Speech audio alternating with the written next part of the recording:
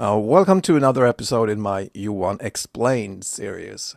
This time we're going to look at Down and Out by Genesis.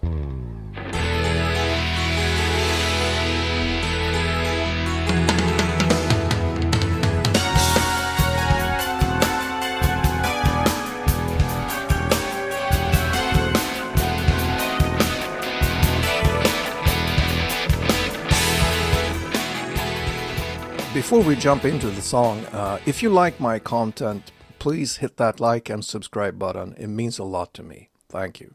Down and Out was released in 1978. I was about 15 years old.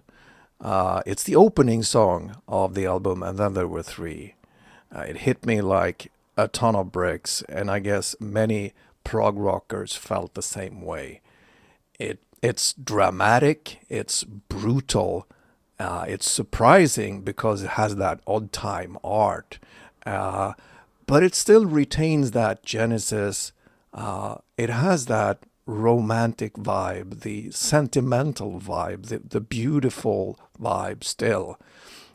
So it has those contrasts, and there's something about that with Genesis and that song that is very special. I loved it from the moment I heard it. I didn't understand it first because of the odd time. I didn't get what was happening, but I loved it. Today we're going to look into that, and I will explain exactly what's going on with the odd time and how you count it so you can understand what's going on with the odd time art.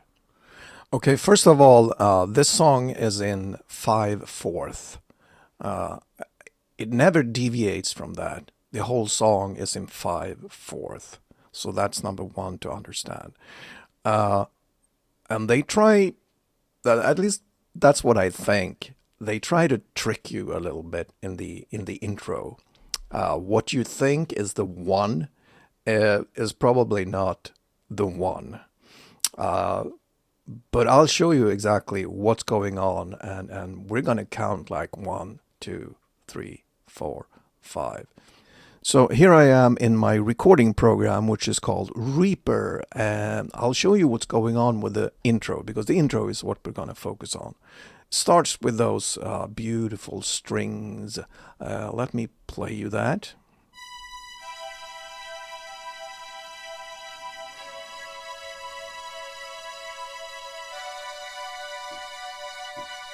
Beautiful chords. Romantic, a little nostalgic. And what's going on here is that the 5/4 beat has already started. And you might think that the chords, normally they hit at beat 1, but they're not in this case. And that is what throws you off a little bit. Because all the chords you can see here, here's chord number 1, and that's chord number 2 and number 3. You can see the offset here. And that's because they're all hit at beat 2. And let me play you the same thing, but with a metronome on. The metronome accents the 1. So it will go bang, boom, boom, boom, boom, bang, boom. And then you can hear very clearly that the chords they hit at beat 2. Like this.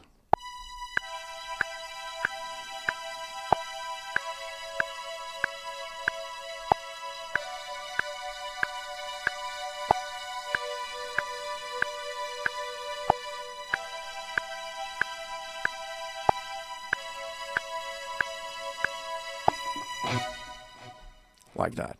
So what happens next is that the guitars come in, and they also start at the 2, which is a bit confusing for our brains to comprehend what is going on here. And that is what's going on. So if I just play you what's going on, it sounds like this.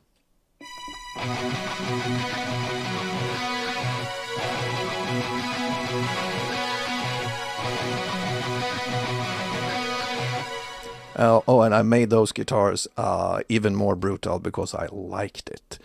Uh, and the same thing, I'll play you that with a metronome so you can hear very clearly that the guitars start at beat 2, like this.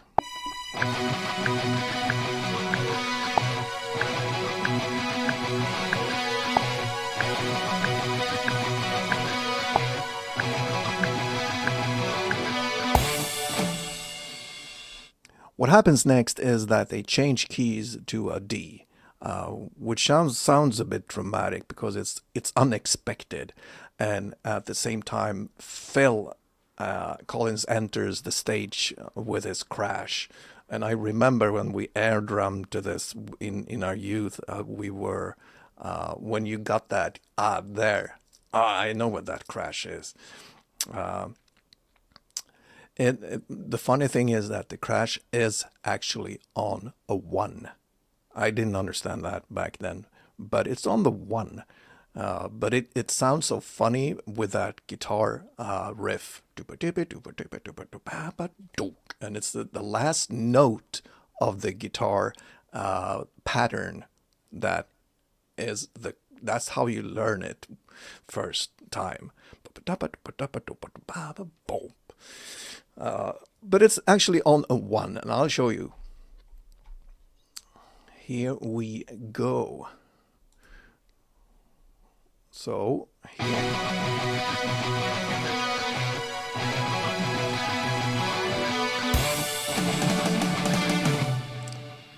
Dramatic, very dramatic. And I'll turn on the metronome so you can hear that is actually a 1.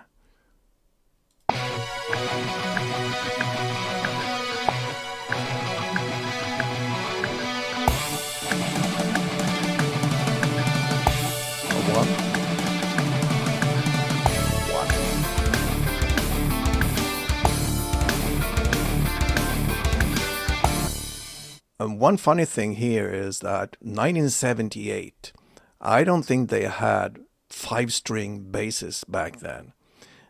So the lowest note you could go on a normal 4-string bass is E. Of course, you can drop down to D if you tune it down, but that might sound funny.